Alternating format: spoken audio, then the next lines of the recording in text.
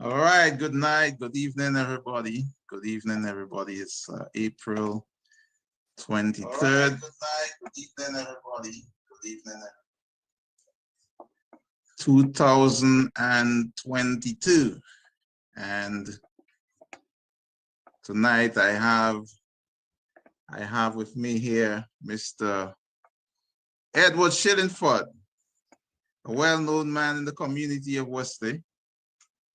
And we're going to learn a little more about him tonight or this evening or this morning, wherever you are looking at this. But before I go on, this is being broadcast live on the Wesley People Past and Present group. And the whole purpose of the group was to document our Wesley people, in whether in photos or in some kind of writing or videos or way of life or achievements and so on. So we started back in 2019, and we are still going strong. We have exposed a lot of good things that our people have done, have achieved, and we got quite a bit of photos that go all the way back in the 1950s. So it's becoming a big collection on our people, and we look at people from all different walks of life. I believe, as I've always said, that everyone has a story to tell. We all have some interesting things in our lives. It's not about having some degree or anything like that. There are a lot of successful people for the community, and we all have different things, you know, in life. Everybody can't do the same thing, right? So we have diversity, and that is a pretty good thing. That's how we are created, and diversity is a good thing. So Edward here is a known guy in the community, and he has been around in Wesley for practically all his life, as far as I know. I'll get to confirm that shortly. But yeah, so thanks for joining us tonight, and we're gonna have some fun time. I know, because Edward knows how to make people laugh for sure, and we are gonna see that tonight, right? So thank you all again, and so without going further, I will call on Mr. Shillingford to tell us a little about yourself. I always start with the family connection. So tell us about the parents and siblings and all the different, how you connected in Wesley. So you need to unmute. Your mic is muted now. So unmute and you have the floor, Edward. Yes, thank you very much for the opportunity to be on Wesley Past and Present. I call it a great privilege, and I will just express myself for everybody to know what I am and what I did and so forth and so on. Yes, my name is Edward Shillingford. I am from Wesley, but my grandmother was Cecil Linton, and she was born in Tebo, in Tebo, sorry. She was born in Tebo. Then my grandfather, by my mother Viola Joseph, was Everington Joseph, better known as Pinto. And then my father was a man called Paul Shillingford from Castle Bruce. His father was Clifford Shillingford from St. Joseph. And his mother, my father's mother, was Camilla Banis from Castle Bruce. So there is where I came from, the Shillingford, the Joseph, the Linton, and the Banis. They are my relatives, blood relatives. Well, Edward, I think we might be related, because I know my people. My grandmother came from Castle Bruce, and if I remember well, we are related to the Banis people. So, yeah, well, so maybe we have some connection somewhere. Yeah. So you send Joe and Paybush and Wesley and a whole mix up. Yes, the Banis from Paybush, and the band is from Castle Bruce. They are one. So there is where that's part of my relative. All right. What about the offsprings? Then my mother, when I came to sense, I met my mother with 6 children. My bigger sister, I know her in Castle Bruce. Her name is Bernadette Scotland. And then I have my other brother after her was Paul Prosper. He passed. And then Philip Shillingford, that's the one who married to Gloria Shillingford. And then Benji. And then I follow. And then my sister, Eva Shillingford, who lives in Totola. So the sister from Castle Bruce, that was by father? By mother. Oh, yeah? Oh, I didn't know that. I didn't know you had okay. Oh, that's interesting. Yeah, I didn't know I only knew Eva. I did not know any other. Okay. Yeah, that was the first one I know. But the one person I don't know if you have one before, but I know she passed off the first one. Okay. Okay. So what about children? What about children? How many children? I know you have your quiver full. How many children I have? Yeah, who are the kids? You cannot count? You lose count? Okay.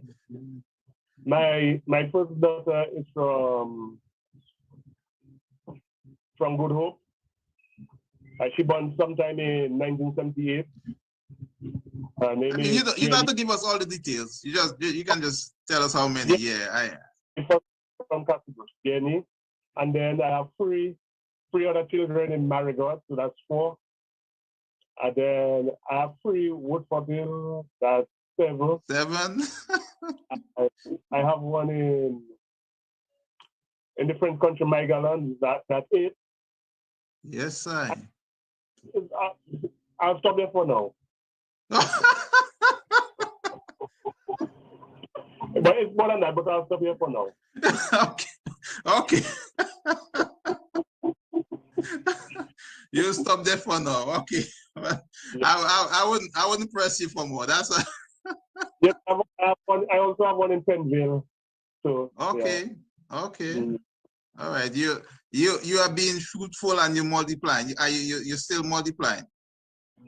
Well, I stop with that for now because everything is for a time. All right.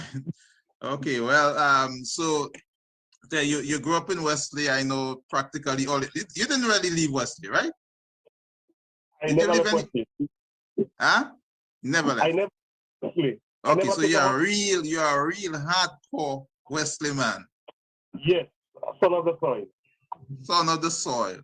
Yes. So how was it growing up in Wesley as a little boy? I wonder if it was similar to mine. I want to hear your little boy's story. I can remember as a little boy, I remember from I was 3 years old. 3 years old?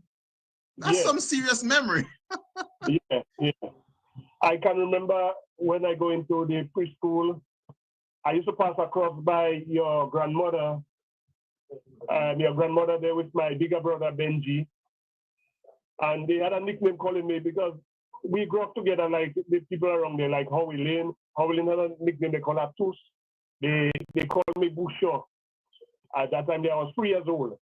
And when I passed in by your grandmother, Mr. Prince, Mr. Prince would say, boy, and the other people, they would say, look at Bouchon. And I would swing my hand and put style, you know. Bouchon. Yeah. I know. My uncle always had a name for people, you know. He always gave people names. Wow, well. So, but I sure you have more little boy stories growing up. Who are your partners growing up in Wesley? Who are the guys you grew up with? Well, Kervin Williams, we was very close. Navin, we was very close. Jeremy, Rod, he died the other day. Yeah, we grew up together, you know.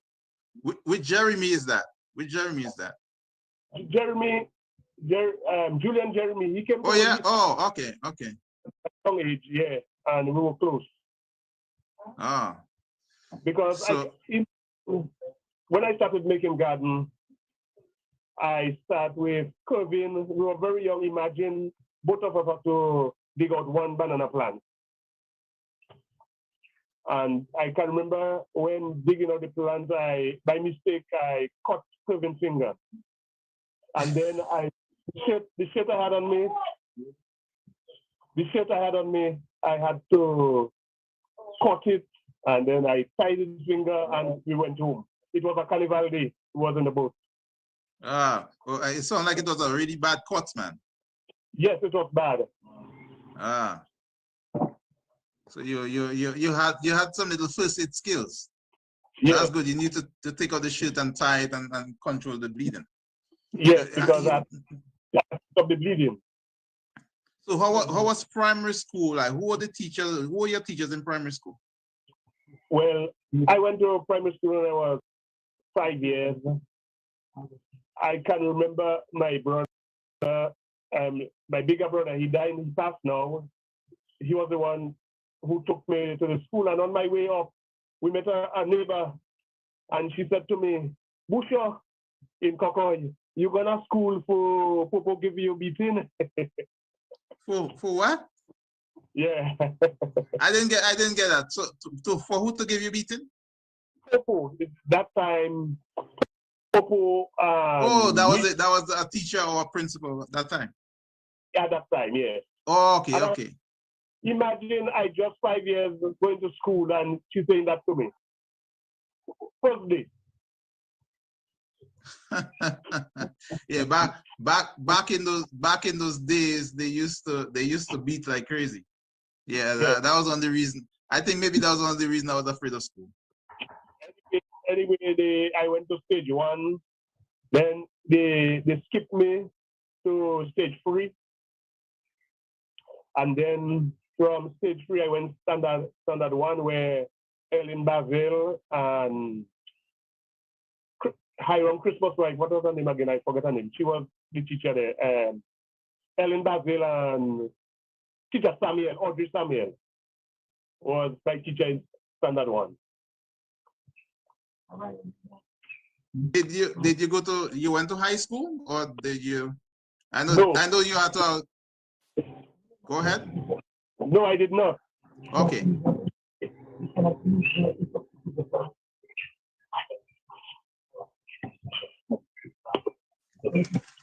Okay, so then you started your I mean, I guess you started doing your business, your own. Did you ever work for somebody? No. No, that's because I can't remember you. So you're always somebody that actually did your own thing. So when did you start working for yourself and making your own money? So when I was 14 years old, I joined up with Jeremy, Ambo, Rod, Trevor, Kevin, and we started giving what you call Julie. We used to go and work for, every day we would go and work for somebody else. And we would cook our pot, you know, and so forth and so on. And we start to progress good there. That is at 14 years old. So what were you planting? I was planting banana. And that was the time. That's the time. Well, geese are already established already. Yes. You're not. So how you all used to sell when you started? How would you sell in the banner? What I know the banner has been through some different. It was sold by bunches. By bunches, and they were wrapped in. Are those the time when they were wrapped in the foam pad or something? Yes, but what we do, when we harvest, then we would wrap it in the foam pad, and then we would bring it to the buying point where the people will chuck it at, like Gary Christmas, Sills Benjamin, Hector Murray. Those those was the people that were buying the banana at that time. So they had the truck. When they take your weight, then they would trim up the banana. They had a red thing they call peps. They would pep the end. Then they had another paper with a soft padding. They call it wrapping. They would wrap the banana, tape the end, then put a plastic over it, and they would carry it down to Portsmouth on the truck. Wow, that was a whole, yeah. But I think no, I didn't know that time though. And when I didn't remember packing bananas like that. I think when I start being aware of the bananas, the boxing shed, I remember bringing them down to the boxing plant and the cutting, the handing them in the boxing plant instead of putting them in that big tank of water and washing them. That's where I remember from. So I didn't know about the foam pad. That was another process. That was another process. That was after that wrapping with the foam. Yeah. So then I'm not saying it. Go ahead. Yeah, so after that pass, we start to carry out the boxing shed, and they would dehand it, as you said, and box it at the boxing shed. So we start to do that. Then that didn't last too long. They come up with something, we start to dehand it in our field, and would have something they call crunk pad. They would give us the boxes and plastic, and then would box the banana in the field and carry it to our shed, and then from our shed would take it down to Portsmouth. Yeah, I know that part. I'm familiar with that part. I'm familiar with. So you did you plant any other crop apart from bananas? Banana at that time I was planting only bananas. Only banana. And where was your garden located? A place they call Mango Gutter. Okay, I think I know Mango Gutter. I know Mango Gutter. We used to we had a garden up in Harman, so we used to pass the Mango Gutter road. Garden in Harman and the one at Joe. You had the one at Joe also. Yeah. We had a few. We had Wilbram, Joe. We had a piece where we in just by when you go in by Mary Francis in there, we had a piece of we just could on Laville Estate. We just called it by Laville. Yeah, but yeah, I went there with nothing. The Wilbram. Okay, yeah. Wilbram was an experience. I think the whole place is taken over in just like it's just a forest right now. It seems kind of strange because that used to be a whole open pasture, and in just a few years, it's just amazing how the trees can just take over again. Yeah. But during that process, when I started doing the banana, I was also, because I left school when I was 14 years, I was also doing baking for my mother. Okay. I used to go on the road and sell the bread. After I bake it, I used to go on the road and sell it. I had a good friend, your cousin, Neva Burnett. She was my good friend. Yeah. So why you mentioned your mother, I want to just hear a little bit more about your mother, because I know your mother was I never know as a talkative person, but I know she will talk when she have to, and she would tell you her mind. So is there any little thing you can tell us about? My mother was very serious with us because as I told you, my father went to England when I was a young guy, really young, maybe a year and 6 months. My father went to England, and then my mother had to bring us up on her own. And she was very strict. Like if I go to school and I fight, she would give me a good whipping, and she would say, "Run all right. You know how to fight. You know, it feeds you for send you to school, go fight." Wow. Okay. Wrong or right, you still getting blues. She said, feeding me to send me and fight in school. So what she used to beat with? Anything she gets.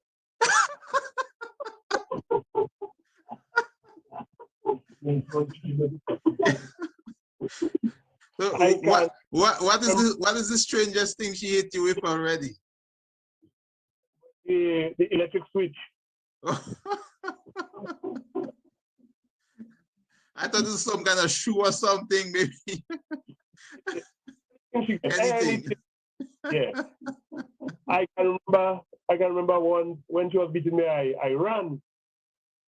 And I ran on top of the road by the Christian church there. And she came behind me there, but I running down the road and her friend coming up the road. And she already make her eyes for the friend.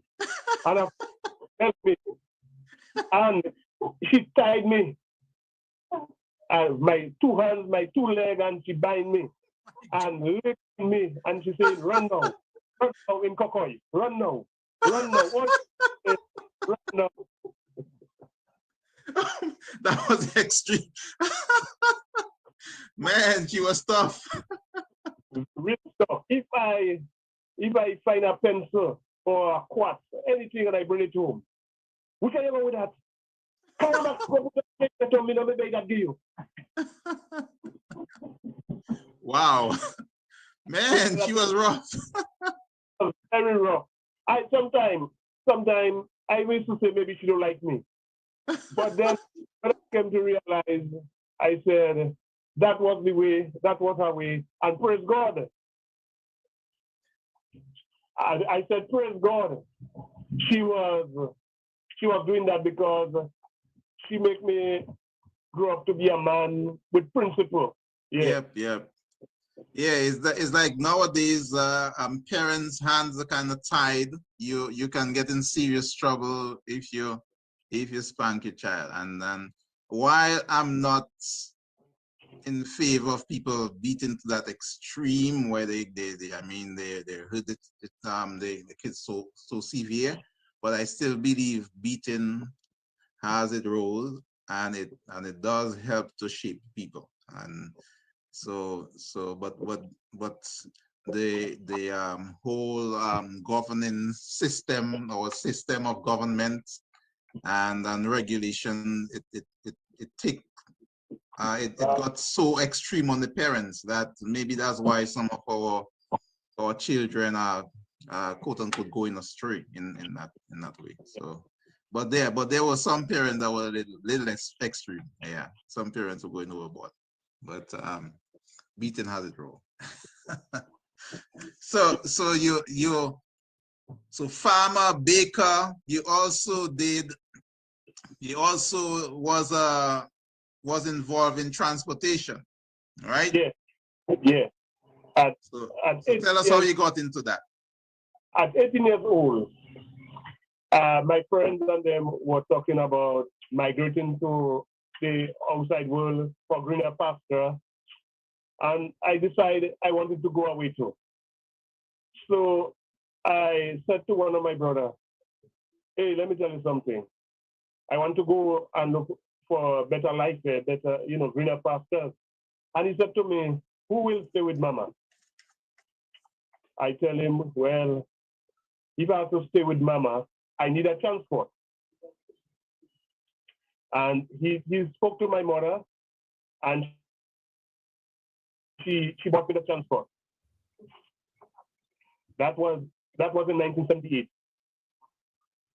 So you got your first ride in 1978. What vehicle was that? What was it? It was a Land Rover. A Land Rover. Was that the Land Rover with the cover? No, it had a tarpaulin on it. And that's the one that was used for the ambulance? That was the one, yeah. So tell us a little bit about that ambulance transportation thing. Anybody that would fall sick, they would call me, and I would bring them Marigot because no ambulance. I can remember once I was driving up Phillips Avenue, and I met Jeremy, the same Julian Jeremy, and I think Walston Alistair. I met them with a guy they call Steve Lewis. and Steve Lewis was in a very bad shape. Like he didn't know anything. And they tell me while Julian, Jeremy, and the guy said, "Can you bring us Marigot?" I said, "No problem." And we put him on board, and we drove. I went Marigot with him. Speed, maybe I took 3 minutes from Wesley to Marigot because in those days, my goodness, it didn't have much vehicle on the road, so I took about 3 minutes to reach Marigot. And I reached in time to save his life. They had to send him Roseau. They had to do surgery on him because what happened, I think the girl name was Tama. I think they had some problem with his sister. We don't need to get too much detail.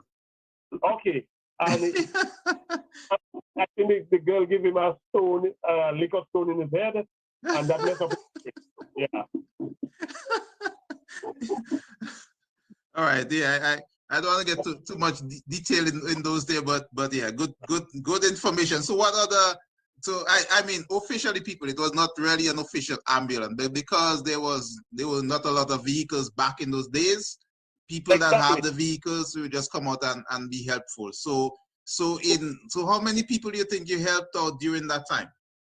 A lot of people. A lot. I don't remember all, but I know a lot of them.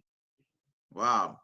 So what are some of the other critical situations your vehicle was used to transport people? Any other that you remember? I can remember I picked up a guy at Marigot Hospital to bring Roseau in a coma, and I drove from Marigot to Roseau. He never shake. And after when he came from the hospital, they had to teach him to talk, teach him to walk, teach him to do everything again. So wait a while. I thought you were just doing from Wesley to Marigot. So you're doing from Marigot to Roseau also? Yes, I was doing from Marigot to Roseau. Oh, wow. So, okay. Man, that was pretty good. I know you mentioned it a little bit to me when you chatted the other day, but I didn't realize it was all that involvement. That was pretty good. Yeah, then after the hospital thing, I came school bus.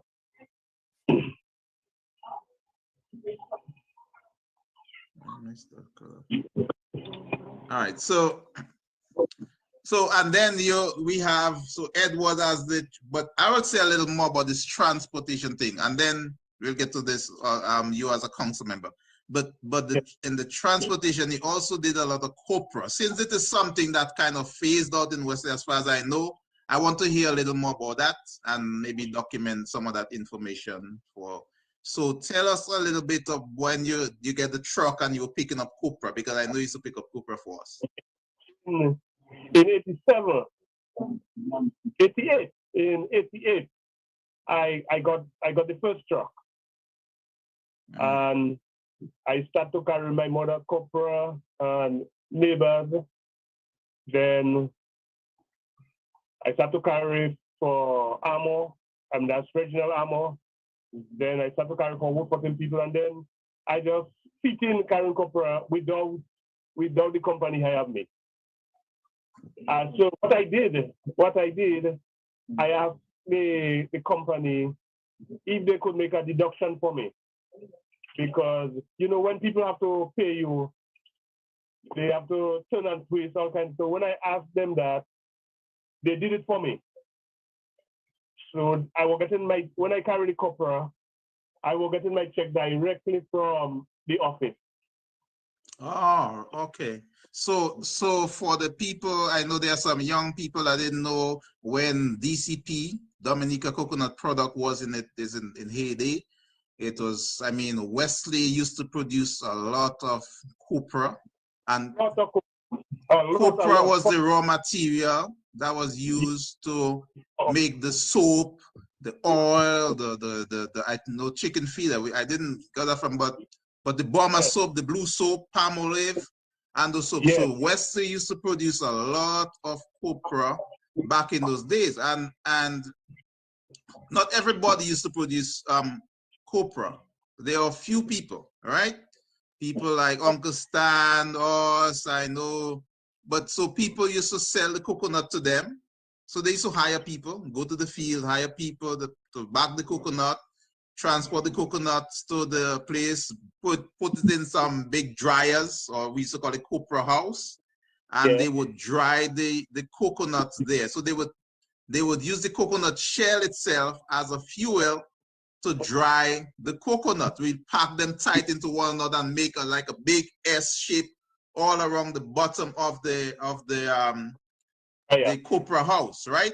And you just light the fire, and the fire walks slowly across the coconut shell all the way through. Sometimes you have to do it maybe twice. And when the water, the moisture dry out, you will dig out the copra. So you have employ people to dig them out of the shell, and then you reuse that shell. So it was kind of renewable energy that we were using there. And even the stuff from the coconuts, the bark, sometimes people used to use them in the oven to heat up the oven to make bread. So we used to use that renewable source of energy. And it was just quite interesting that now we are talking about going back to renewable energy, but we used to make, we used to utilize this stuff to keep down energy costs, right? Otherwise, it will be very expensive. If you have to heat those things by electric, it will be very expensive to do so. But this was an interesting thing to now, just like the bananas kind of going out of phase, or the cane, for instance. At one time, we never used to know bananas. It was just about cane. And then bananas came, and now it seemed like it's not like how it used to be before. And then we had copra that kind of phased out. So it was a whole different thing back in the day. So you can maybe tell us a little more if you have more information on that. Yes. Because when it comes to Christmas, I would maybe carry maybe 1,500 bags, sometimes 2,000 bags. Wow. That would be how many trips on your truck? At the last truck I had, I was carrying 300 bags on it. 300 bags? 300 bags. Whoa, that's a lot. Yeah. And who used to work with you unloading those trucks back in those time? I used to have a guy they called Tuesday. I used to have a guy they called Desmond. I had a guys from Woodport. I had a lot of guys, different guys work with me. Wow, 300 bags. I didn't know that truck could take 300 bags. I mean, those bags, I don't know if it's because I was small, but those bags used to look really, really big to me. And we used to, you know, when you used to take the a heavy, what we call like a mortar, and ram it so the bag could take more, the crocker's bag, right? So they were quite heavy. 300 was a lot. Yeah, some people used to sew 2 bags together. Oh, wow. Yeah, so yeah, quite interesting back in the day. We used to have a lot of coconut. So we used to, from our end, we used to pick up coconut on Laville estate. So Laville gave us authority to pick up coconut on his estate, and we'll do everything, go in the field, get the coconut, back it, and then when we produce the copra, we'll pay him from that. So we used to produce a lot of copra. I think we were one of the biggest producer in Wesley at that time. Yeah, so quite interesting. So then we have Edward the councilman, right? Yeah. So tell us about your time in the council and your involvement there. In 1986, that guy, Edward Henry, he was the chairman of the council, and he came to me and he said, somebody left the council, they have to have a by-election. What I think if I wouldn't mind joining the council? I told him yes, and I get nominated for the election, and I won. Wow. So, and how long you served? Well, at time, I didn't have truck yet, so in 88, I bought the first truck, and then I used to go to Portsmouth for the same banana boxes, fertilizer, and other input for the boxing shed. And when I pass in on the road, I see a meeting going on and I'm listening. So I sent in my resignation. I resigned, and yeah, I resigned. So I maybe stay. I didn't stop the whole term. The term is 3 years. I served about two and a half years. Okay. So anything that you? Oh, okay. Who were the other members during that time? Fort Henry, Kenneth Telemark, Kami, known as Barbara Wallace, and Joan Robin was the clerk, and her husband was also a member too. Okay. Yeah, Joan has been there for a while. Yeah. I remember her down by that's where the opposite your uncle. Yeah, opposite my grandmother, where my grandmother used to be there. Yeah, the council, they stayed there for a while. Yeah. Yeah. So okay. And was there any? I remember you telling me some idea you were trying to push back in the days. It wasn't in that one. It wasn't that council. It's after the other council. Okay, well, so it's still council. We're talking about council. So what was some of the other? This one that we did the road passing by your home. They go down to the health center. We also did the road going to the Catholic Church. We did the road going up how they call it, Pentecostal Hill. We did that road. We also did the other color again.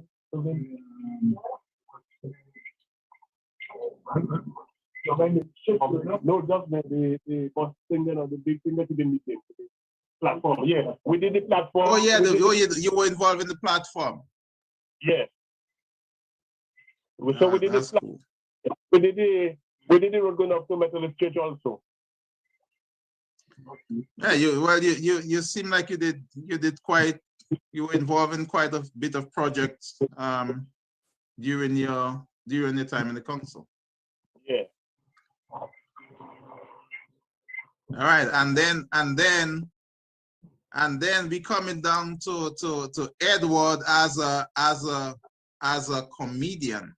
I know you got some you got some skills. You got an ability, a natural flair to make people laugh. You just have some skills there, right? so tell us about how you start. I know Edward is a troublesome guy in Wesley. Yeah, some people say troublesome, and you. if you listen to my calypso, in the calypso, we'll come in the calypso. I know it can maybe kind of hard separating them, but so Edward getting into making people laugh. That's just how how did you get into that? It's just in me. It's just in me. Okay, so I'm gonna give you the first joke. Your father and I, we were very good friends because I used to carry copra for him. And he told me he had a car and he was going to Roseau, but Cameron was with him. And he said he driving, but he really noticed Cameron watching him, man, always watching him. So he said when he reached by Spani, he wanted a drink because he was a little thirsty. So he started the vehicle and he went for the drink. He said while he there, he saw Cameron come with his jet stick. He said, Cameron, what happened? Why you took off my jet stick? He said, Daddy, since you were driving, going to Roseau there, I see you trying to take it out. So I took it out for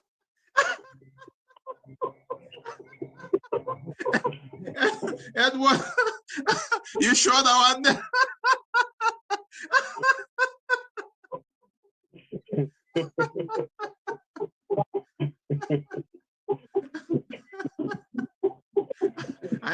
I think Cameron go get you. No problem. No, he told Van Lee the drum, who he used to drum for the band. He was my very good partner.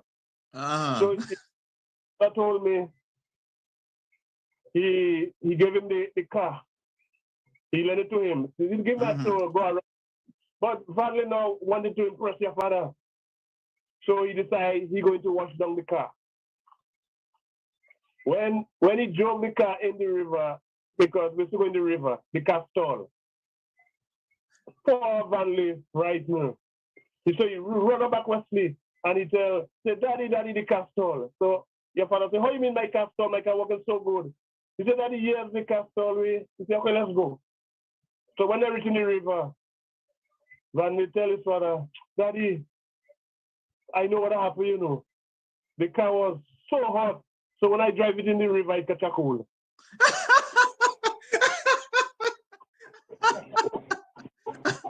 Edward, you go get in serious trouble in my family.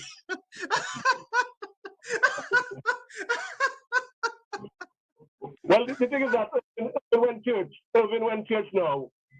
Oh, yeah. He had a singing that song in church. And he walks with me, and he talks with me, and he told me I am his own, and the joy we share as we tarry there, none other has ever heard. You come home and hear him, Mimi, I know Jesus' other name. So Mimi say, Irvin, what is Jesus' other name? He said, Mimi, Jesus' other name is Andy. And Andy walk with me. Andy talk with me. And Andy tell me.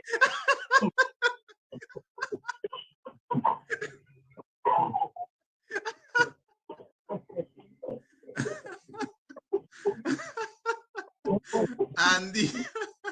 Oh, Edward, I'm gonna get in some serious trouble. You're looking for some beat down tonight. Don't give it too much joke. I don't give it too much joke.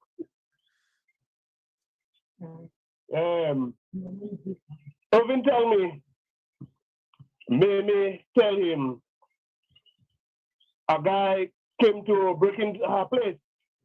But she said the fastest thing that come in her mind is the Bible. So she said, the Bible said in Acts chapter 2, repent and be in Acts chapter 2 and verses 22, repent and be baptized for the kingdom of God is at hand. The fella freeze. So when the police came, the police met him freeze. The police asked him, young man, how come you didn't run? He said, officer, I couldn't run. The lady said she had an axe and two 238. Yes. Edward, I never knew you had stand-up comedy skills like that. I'm gonna give you the last joke. Okay. Yeah. So, you know by the water place in Kenfield there. Where you have the water intake when you pass Old Road in Kenfield, when it's the top of the hill.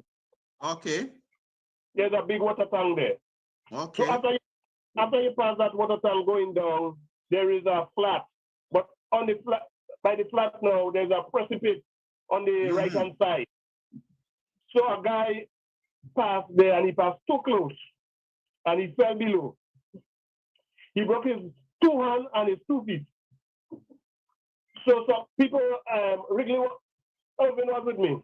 So people gather around and they ask him how they can help him. He said, well, my both hands break, my both legs break, but if you all have a rope, you can put a bump in the end, set it down for me, I will bite it, and you all will pull me up. They said, yes, that can work. So they did that. And they send the rope down for him, and he bite the rope. And they start to pull him up. And they pull him up. And he coming up good, pulling up. I don't know where a fella came out. The fella said, how are you doing, sir? He said, fine. Well, he died. This time he died, right?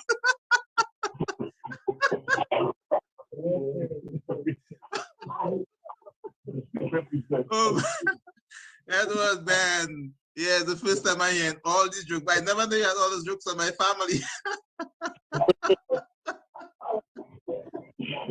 I feel Edward, you know, people, I think Edward made up those jokes on my family. You see how skillful he is?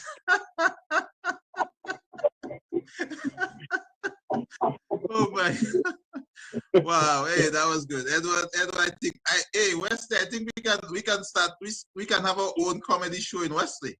You got a comedian right there, pay the man, and people get a lot of money paying people to make them laugh, you know. Like what I was St. Joe, and I did one.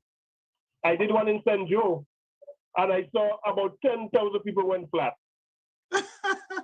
So what was the one? What was the one? I want to hear more.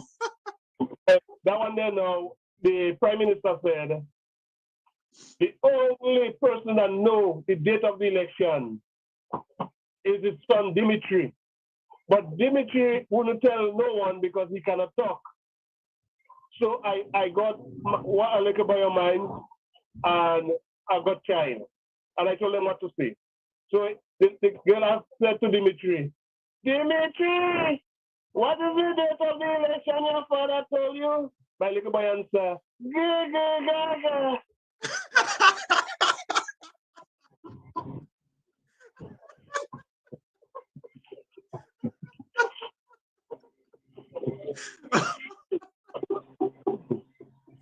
Oh my God, Edward, man. Well. This is some entertainment here tonight. You know, we got it all in Wesley. We got it all in a natural comedian here. But we will move on. We're getting close to an hour. We will. Okay. So Edward now.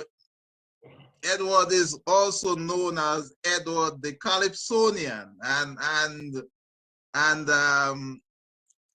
that is another natural talent the guy has. All right, and it's Calypso. I hope that nobody here get offended. In Calypso, we are very tolerant in Calypso, in our community and our society as a whole, right?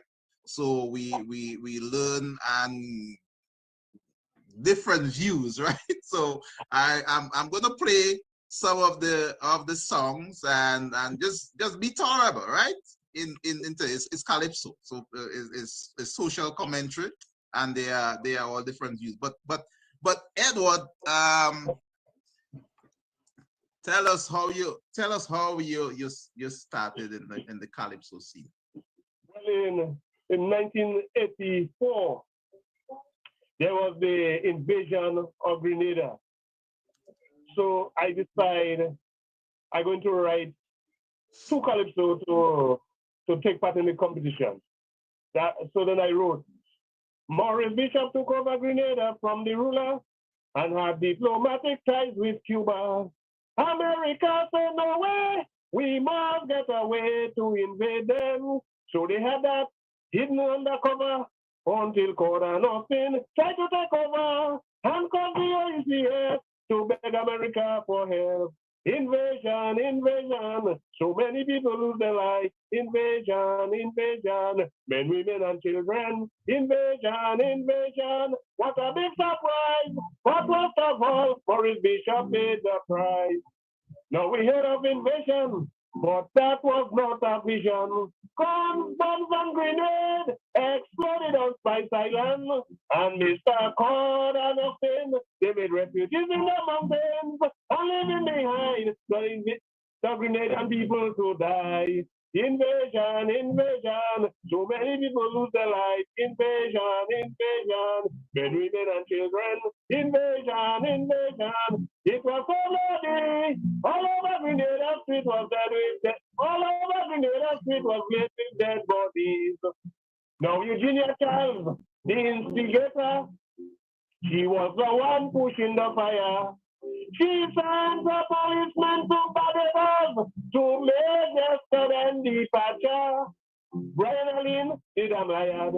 He said they were in a stamina, but That's what they were doing. They were planning the invasion. Invasion, invasion. So many people lose their lives. Invasion, invasion. Men, women, and children. Invasion, invasion. It was so bloody. All over Grenada Street was laid with dead bodies. Wow. Edward, so that was your first song? Yeah. Wow, that's impressive. That was impressive, man. You're a real Calypsonian. You are the authentic. Yeah, I mean, that was really, really impressive. And you remember all the lyrics from way back then. 34. Wow. And before I even play some of the other music, how did you come up with the name, the Calypso name FBI, and what does it stand for? Well, I used to go to a movie down Postport, and then the other guy DJ there, and he always talk about the FBI, and I say I like that name. So, and I like the girls. So I say, well, I am the FBI, the man who chooses to call himself the female body inspector. Anytime he will grab. Never make a mistake, because it shall be his mistake.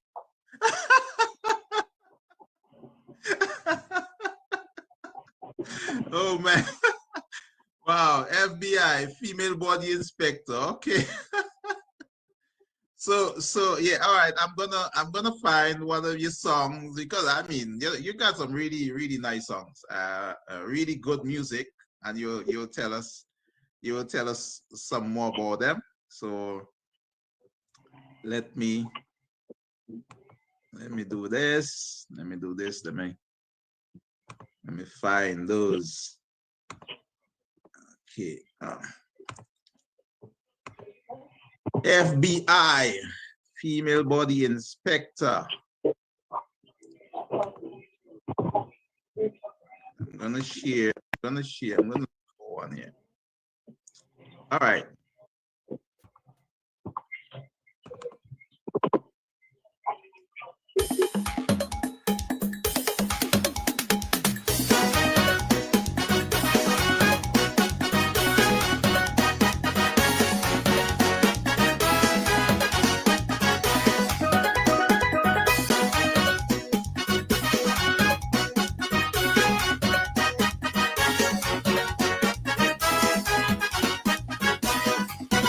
Have you heard of a story, a sad story?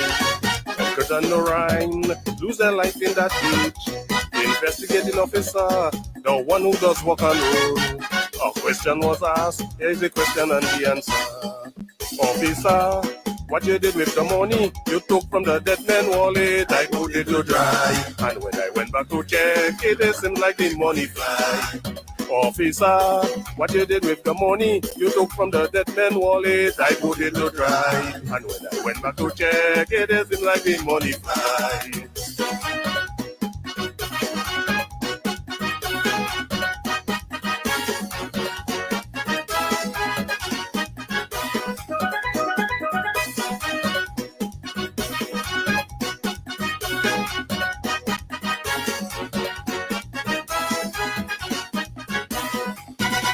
It is not a crime scene, it's an accident.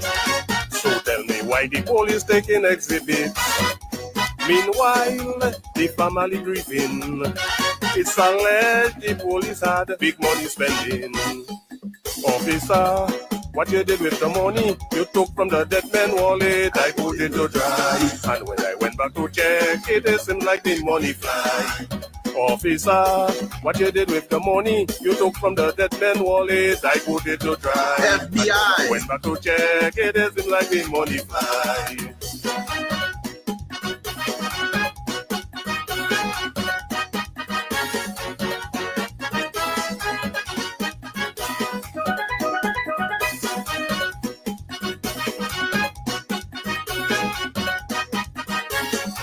Man, I feel like standing up and dancing. The music is so nice.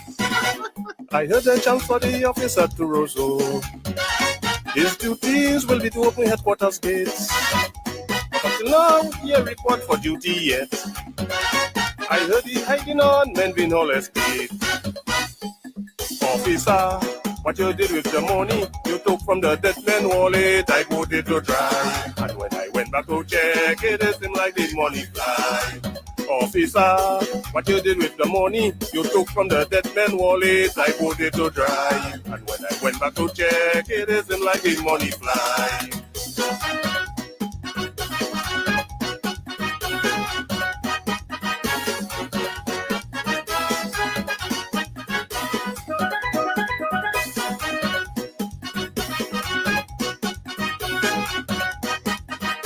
People enjoy the music.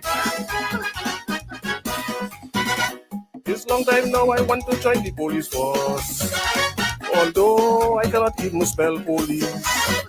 But now I have changed my mind on that, because I do not want to answer questions like this. Officer, what you did with the money you took from the dead man wallet. I put it to dry, and when I went back to check, it seemed like the money fly. Officer, what you did with the money you took from the dead man's wallet. I put it to dry, and when I went back to check, it seemed like the money fly.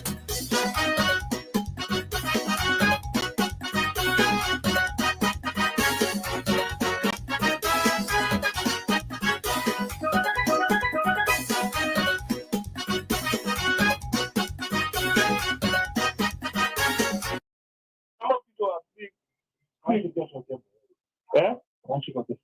It's okay. Boy, that bite my hand, it bite me there. Edward, that was some serious music. So tell us, I wouldn't ask about names and all things, but tell us about the musician behind that music, because that music sounds really, really sweet. Who put the music together? It's a guy they call Kendall Laura. I met him in town, and I told him I have 2 songs to do, and he charged me, at the time, I think he charged me $500 for one of the songs, and he put the music for me. Kendall Laura is his name. Oh, okay. So just he alone that did all the setup. Wow, that's amazing. Yeah, that music sounds really nice, really, really nice. If you listen where I say, long time now I want to join the police force, although I cannot even spell police. I was just comedian style, I was just, freaking. Oh, you don't want that? Well, you can spell, right? Edward can spell police, right, people? Yeah, he just said that.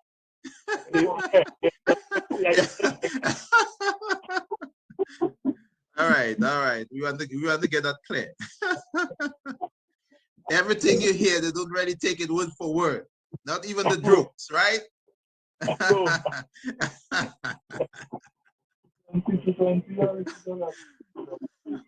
Okay, I will check.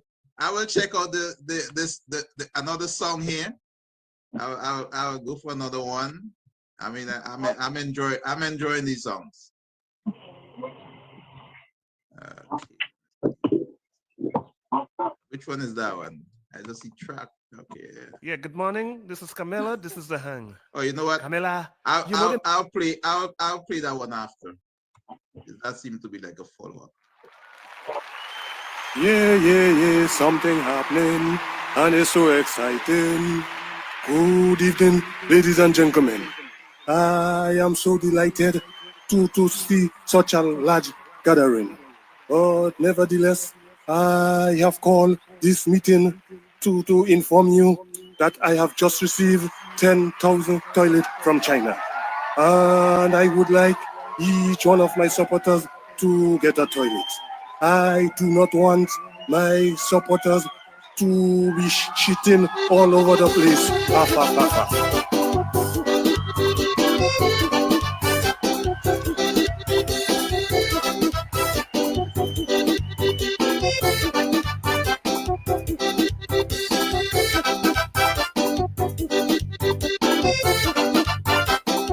I got a gun, so I using my tongue. Anything they do wrong, I will tell it to them in song. Scary no they full of shitty pass and give them toilets. They don't have a house, scary give them toilets. They don't have water, scary give them toilets. Not even a kitchen, but scary give them toilets. Everybody, scary give them toilets. They have nothing to eat, but scary give them toilets. Everybody, scared give them toilets. They have nothing to eat, so tell me what they will shit.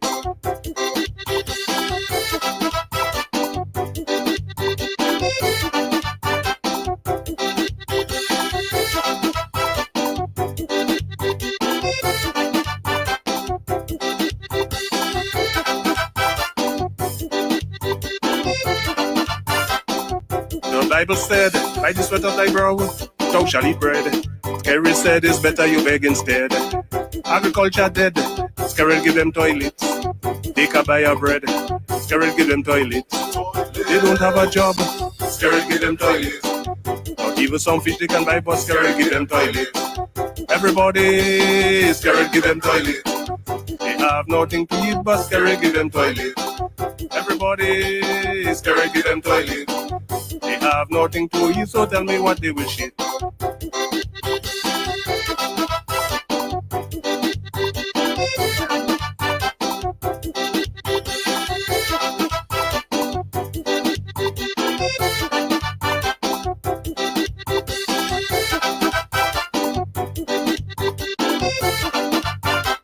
Cost of living so high, it triples the sky.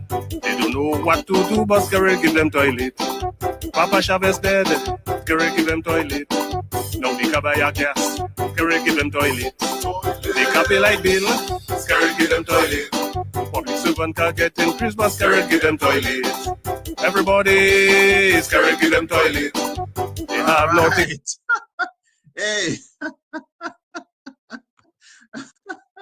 Well, Edward, the music, the lyrics. I mean, even I know this is have politics in it, but it's calypso, and I hope that people of different political persuasion can listen to this and enjoy it. I mean, calypso. So, but yeah, really, really good, really good music. And was that from the same guy? Yes. Wow, this guy is good. And you're good. You're good, and I mean both complement each other pretty good. I mean that song you just want to dance, whether you like Scarrel or don't like Scarrel or like the toilet, you still want to shake, right? It's a nice rhythm behind that song. Really, really good. I really enjoy it. Yeah. I'll tell you I come to write that song. I'll tell you how I come to write the song. Go ahead. I was passing on Phillips Avenue, and just after I passed Sales Benjamin Place, there is a young lady. Her name is Anne. So I see she have a house, but by the house lean on her side. But by the house there's one neat and nice toilet, real neat, man. I said I must write a calypso about that.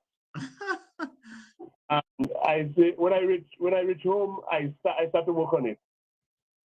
So yeah, it's interesting, the thing that can give you the inspiration to write. You just see one thing and it just trigger something, right? Because I figure you give in toilets, but look at the house. The toilet is so nice, and the house a picote, kind of way. I said no, I don't see no water, and I said, well, I have to write something. Hey, the toilet, the people are thankful for the toilet anyway. We're not bashing the toilet in any way, but it's a good thing. It's a good thing that the government do what, give people toilets and make better hygiene situation in the community. So that's pretty good. Right? I enjoyed the song. I love the music. I think the music is a real nice pulsating song. The rhythm is and the lyric got some humor in there. Practically all your songs have this element of humor into it, and at the same time it still has a message in there. So at least for so I mean you're really good at putting those words together. You have natural talent to it with that. I call myself the comedian calypso writer. Hey, that is a gift. That's a gift. I'm going to tell you something. I was in Roseau. That time I was doing bus. And just where by the bus stop, there was an insurance company on the upstairs. So I went there to pay my insurance. And then the lady said to me, Mr. Shillingford, we have a draw. I say, you serious? She said, yes. She said, put your receipt in the box you see there. So I did that. But it took so long, I forgot about that. It took a whole year after. I forgot about it. So one day the lady called me. And she said, Mr. Shillingford, you have won.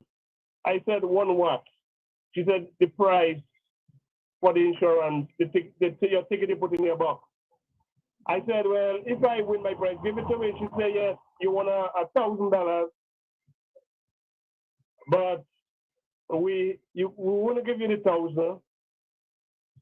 Half is going on your insurance when you're going to pay again, so we'll give you half. So I said to her, give it to me. She said, no, not like that.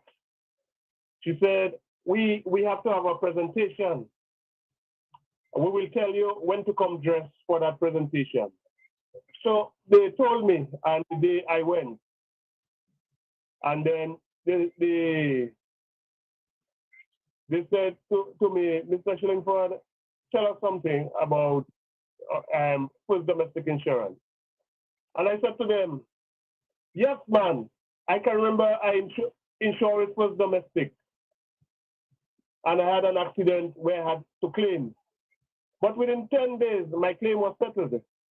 So I will stick with first domestic for all my insurance needs, because among the rest, first domestic is the best. They said to me, Mr. Shillingford, can you put it on camera for us? I said, sure. So I did it. I put it on camera. And then everybody that heard it said to me, but Shillingford, them people pay you for that ad you did there? I said, no. He said, well, then people said, well, they have to pay you. So I went back. I went back to Mr. Basil. And I said, Mr. Basil, everybody's saying you're supposed to pay me for that. He said, okay, I will give you 50% when you come to insure your vehicle again. Oh. But I had a small bus. I had decided to buy a new one. Anyway, I went to pay the small bus insurance, but I didn't remind them about that, because I know I had plans to buy a bigger one, and the insurance would be more money. So I did. So I did. So when I went to insure the bigger bus now, I had to pay $14,000, and they just didn't want to give me an ease up. And I said, but where's my no claim bonus? They said, but you had an accident to claim, so you cannot get a no claim bonus. I said, but look, I have 2 transport insurance with you all. They said, oh, they give me story. I said, oh, you owe me 50% for my ad I do. I said, call Mr. Basil. So they called Mr. Basil. Mr. Basil said, yes, give him 50% off. So I pay $7,000. I get $7,000. Man, you're smart. You're smart to them, right? You mess with that Wesley man, huh?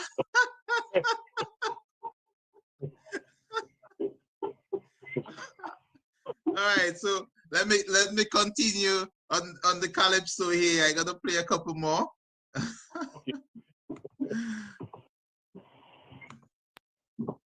All right, this one's a good follow-up to the previous. Yeah, good morning. This is Camilla. This is the hang. Camilla, you know the man that singing scare give them toilet there? Well, he's the ugliest man in Wesley. Hold a minute, young lady. This station won't be liable for your libel and scandal, you know. Yes, Camilla, I know him well. He's in plastic, he's shitting. And that is if it was if you have license and insurance. Even the Calypsonian criticizing our toilet program. And the things we started giving toilet. I know that people still go to the sea to empty their waste.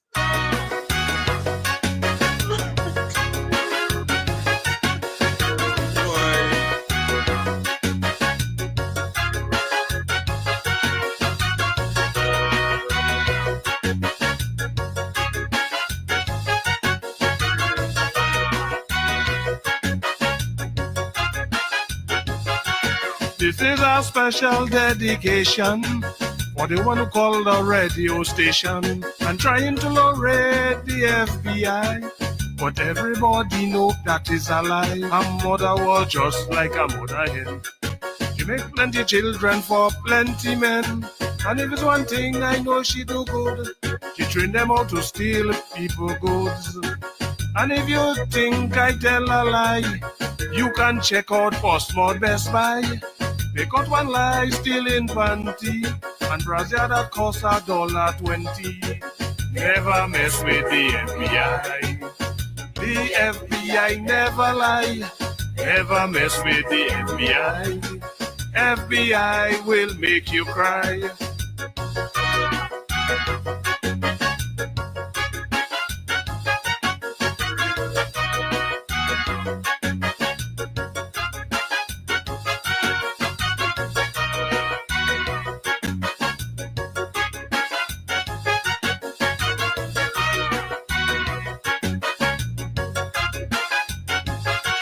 Since in my teens I have flushed toilets.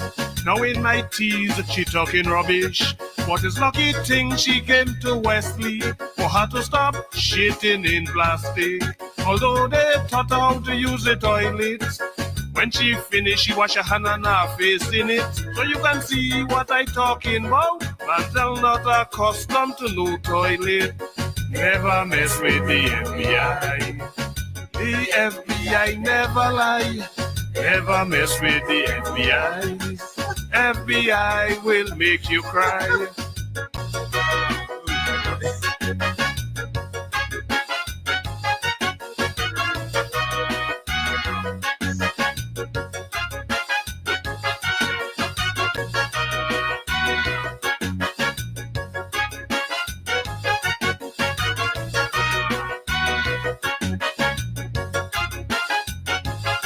You know she went to the Obia man to hold on the Wesley man.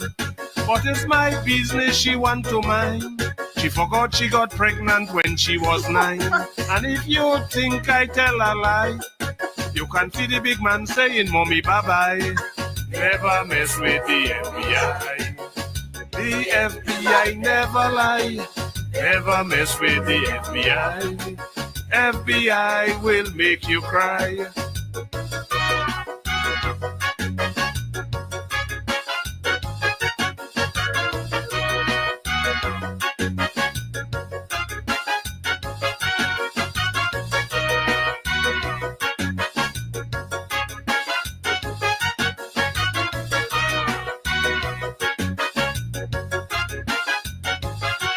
Even the honorable Pitbull, he too was on radio, trying to give the FBI blows, but he couldn't even touch the FBI clothes.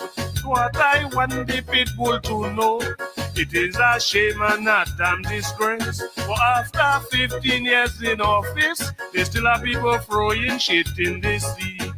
Never mess with the FBI. The FBI never lie. Never mess with the FBI. FBI will make you cry. Never mess with the FBI. The FBI never lie. Never mess with the FBI. FBI will make you cry. Well, FBI, I know not to mess with you. I have to make sure I mess with you because you oh my God. She had a child when she was 9, FBI.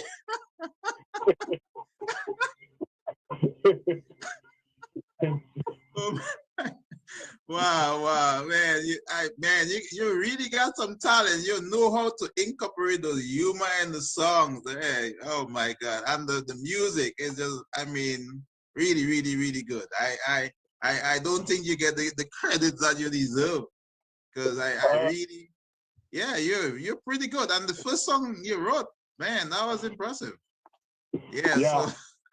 Elderly man, when he heard that song, an elderly man called me and he said to me, Edward, tell me the truth.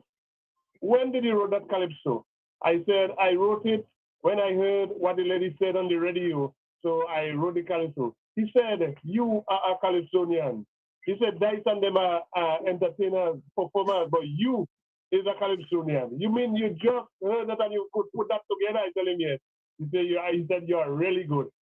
Yeah, well, you're really good. Yeah, I'm impressed. I'm impressed. Hey, I know you had then you had another comeback to that one now about the toilet. So I know we don't have. I don't think I have one. That one recorded here or on record. I don't know if you sent it to me, but you maybe can give us a little.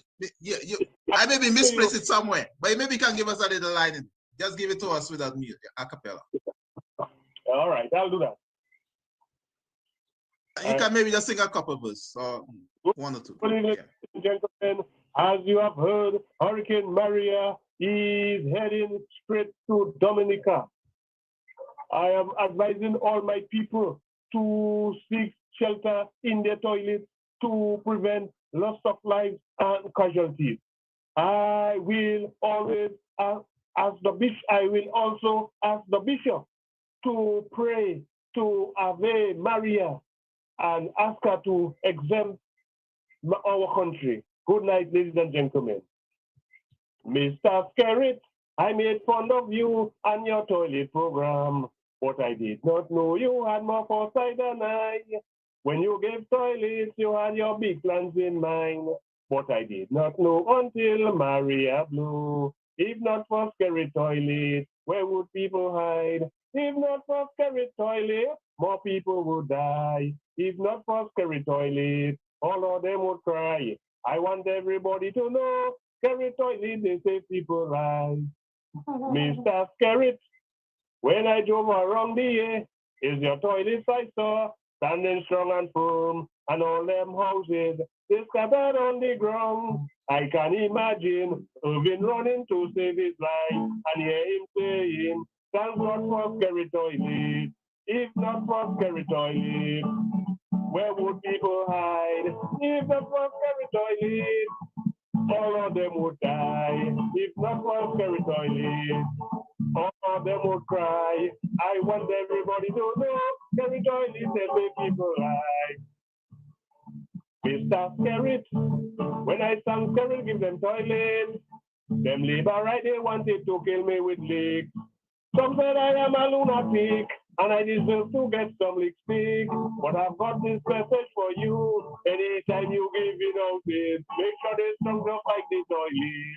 If not for Skerritt toilet, where would people hide? If not for Skerritt toilet, more people would die. If not for Skerritt toilet, all of them would cry. I want everybody to know Skerritt toilet they save people's lives. Wow, yeah. Man, you're the real authentic Calypsonian. Wow. Okay, I think I have one or two more here. Oh boy, the Calypsonian Edward. Let me get this other. Which one is it?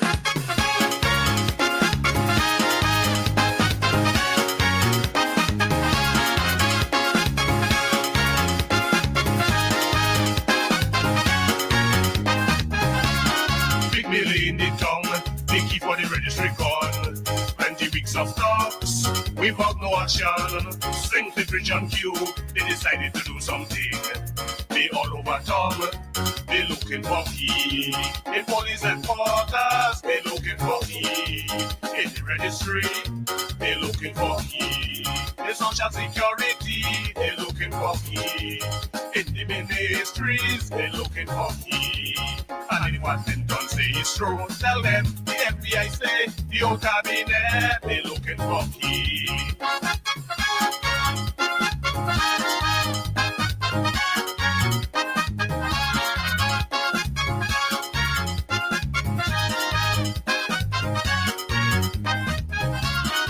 Some people say they killed another pin or a piece of straw. How can it disappear without a trace? Others say it might be misplaced or taken home by mistake. FBI say, check all briefcase. The key might be taken to prevent a case. In police headquarters, they looking for key. In the registry, they looking for key. In social security, they looking for key.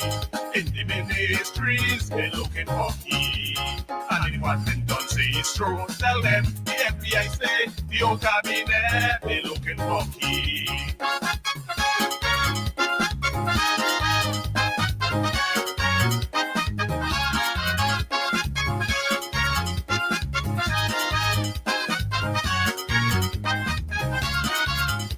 No FBI is in mission. Anything I think there must be a vision.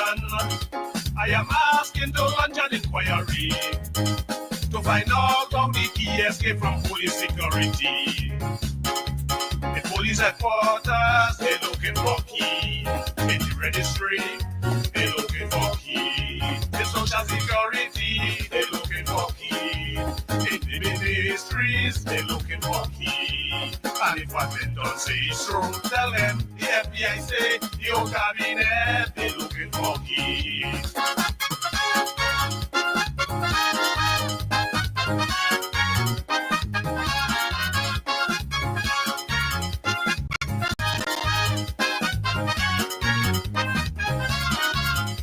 The president, he looking for key. The prime minister, he looking for key. The speaker in the house, they looking for key.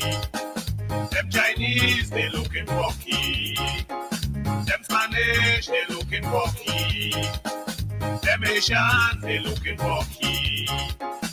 Everybody, they looking for key. I hope they find the key for the registry. So, Edward, I just want to make sure for the listening audience that they're looking for key, for F-O-R-K-E-Y, two separate words, right? Because it sounds kind of strange. Looking for the key for the registry. Okay. All right. So, yeah, people, they're looking for key. For F-O-R, key. A policeman met me in Wesley. He said to me, "You are the FBI?" I said, "Yes." So he said, "So you that make the put inquiry on me?" I said, "Well, that means they're listening to me."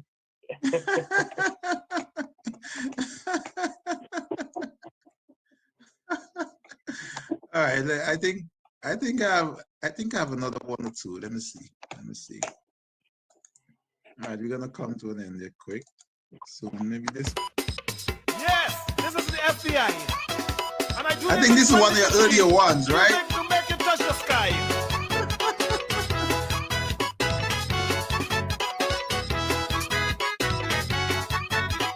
Yes, FBI. No iron, only wood. A girl by the name of Jean. She was very sick. So she went to a doctor by the name of Stick. Stick nickels, they were made of iron and wood. And when it started to work, that is when the human jumped out. Doctor, don't give me iron. Doctor, give me the wood instead. Doctor, I can take iron. Doctor, give me the wood instead. Whoa, don't give me iron. Doctor, give me the wood instead. Whoa, don't choke it so hard. Doctor, give me the wood instead.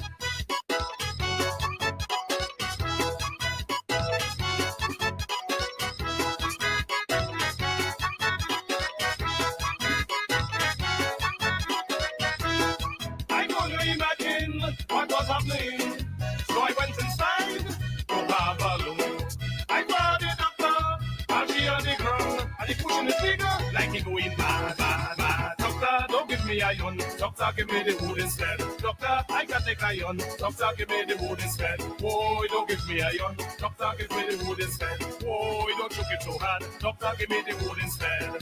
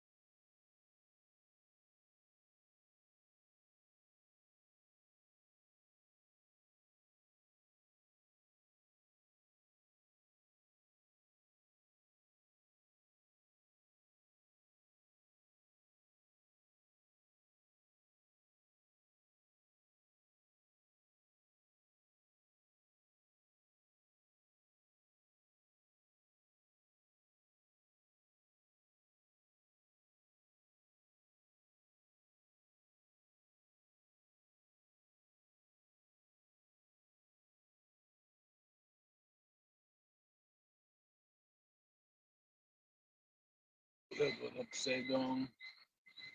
Okay, we're back. We're back. So let's wrap it up. All right. So sorry about that, people. I don't know what happened on what the phone. The phone they just cut out. All right. It's cut out. Okay. Maybe. All right. Maybe. All right. So let's wrap it up. Okay. All right, Edward. I don't know why I keep hearing this bad. I got a few stuff going on here. Oh, I think I got it. I think I got it. I got my issue clear out here on my end. All right. Again, sorry about. All right, Edward. So we had that. I was playing that last song. I was wondering whether I should play that. I was wondering whether I should play that last song. I never heard somebody. I thought somebody asked would a patient would more ask for iron rather than wood. But we'll leave it there. Yes. We'll leave it there. That was the in 84. 84. Yes, Invasion, and that was the oh, you had two songs, so that was one of the other. Was that one? Did you win any? Did Wesley have road march back in the days for the local college? Yes. I sang it in Wesley. So did we have road march back in those days? Like who won the road march in Wesley? Oh no. Oh, there wasn't that. Okay, so you just either you win or you didn't. Okay. Yeah. All right. Well. Hey, Edward, I'm gonna have to wrap this up, but I really all right. Before I go there, is there anything that I missed that you would like to express to the people that don't know about Edward that you want to get out there? Well, I was also a bus driver. I carried children in school for $5. When the other bus driver them wouldn't take them, I would carry them for $5. I say tomorrow they will be the ones paying $10. So I had no problem. Yeah. Okay, so which school was that? When you say carry them to school? The college in town. Oh, you were carrying from Wesley to Roseau for $5? Yes. Yeah. Wow. And before, I was telling you about, I used to carry children with the Jeep too. I carried children from Martin School. I had a niece by the name of Agatha Scotland. She was going to Martin School and I was carrying her. So one time, I started to all who was going there, I started to carry them. Okay, and on the bus driver part, you say that your boss, because of your comic skills, people used to riding on your bus because of that. Oh yes. Because of my comedian style, people used to patronize me a lot because they know they want to be bored on the bus. Well, that's good. That's good.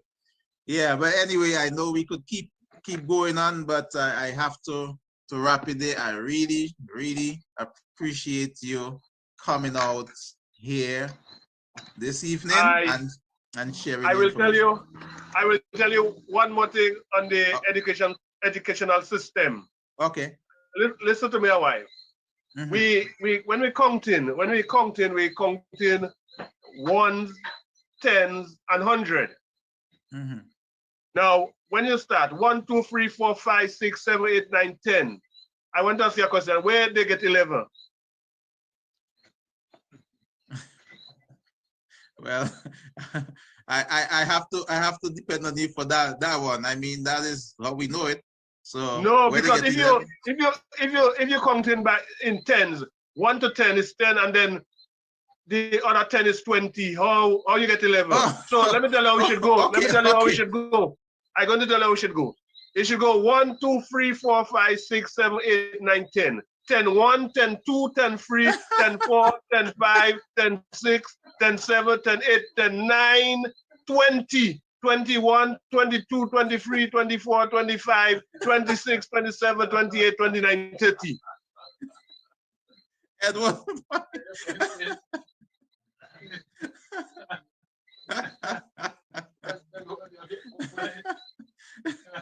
Tell me simplified. Tell me where you get 12. Tell me where you get 11. Oh boy, Edward, you got me on that one. anyway, but I got to bring it to a close. I really really had a good time tonight. This was really fun. I mean, I never laughed more doing this. So Edward, I really appreciate the coming here, and thanks for the people that stay on here and listen throughout this whole session here. Thank you. And well, I have to say thanks.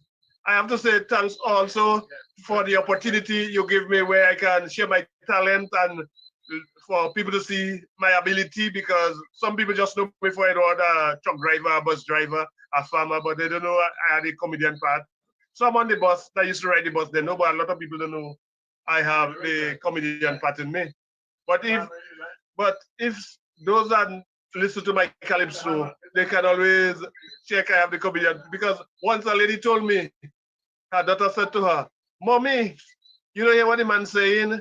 A long time he want to join the police force, although he cannot spell police." So she's saying, "Mommy, but how you want to join the force and he cannot spell police?" I was just kicks in.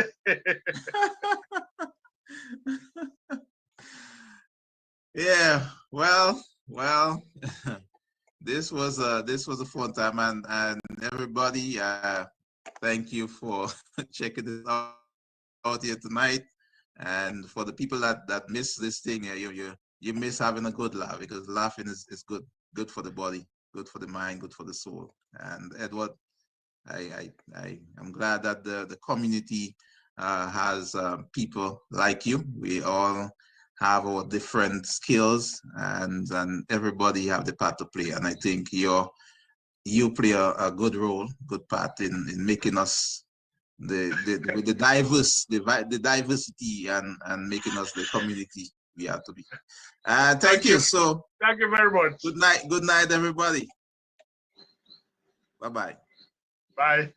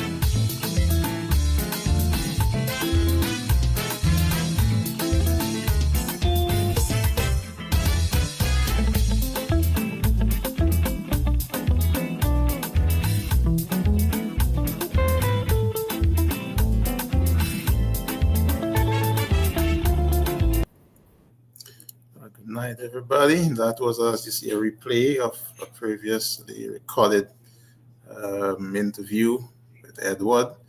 You will be seeing those from time to time from me, because recently Facebook made an announcement that they are going to delete all the live pre-recorded, all those live shows and come this summer. So that is a note to you also, that if you have some live recording that you want to preserve, you have to get a way to preserve it. So I transfer in here to YouTube so I can preserve some of these recording of these interview with people I had from Wesley, because I think I don't want to lose them. I don't think any of us want to lose them. So thank you for watching. For the people that never looked at it before, it was also a good opportunity. And you can also subscribe to the YouTube channel so you get notified when those are on. And maybe in the future when I start doing this again, I will just do on YouTube that don't have to worry about it getting deleted. Hopefully YouTube does not come up with this down in the future about deleting these lives. So anyway, take care and good night.